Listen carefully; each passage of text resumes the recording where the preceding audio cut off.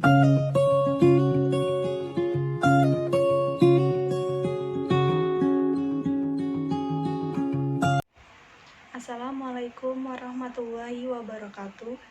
Di sini saya Nuke Lailatul Saadah dari Universitas 17 Agustus 1945 Jakarta, Fakultas Farmasi, kelas Patofisiologi pagi B.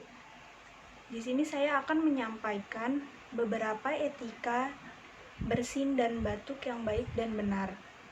Banyak masyarakat yang belum mengetahui bagaimana etika bersin dan batuk. Adapun etika bersin dan batuk yang salah seperti menutup mulut dan hidung menggunakan genggaman tangan ataupun dengan telapak tangan, karena dapat menyebabkan kuman atau bakteri menyebar secara cepat dan mudah, seperti dengan bersalaman atau bersentuhan.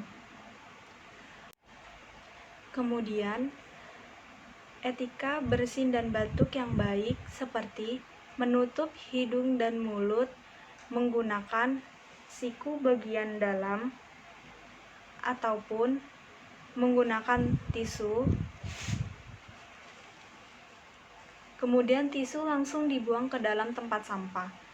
Setelah itu, tangan dicuci menggunakan sabun ataupun pembersih berbasis alkohol. Kemudian, bisa juga menggunakan masker.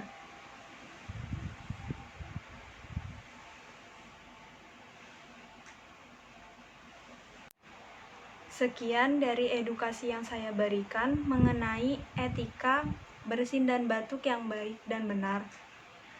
Kurang lebihnya mohon maaf. Wassalamualaikum warahmatullahi wabarakatuh.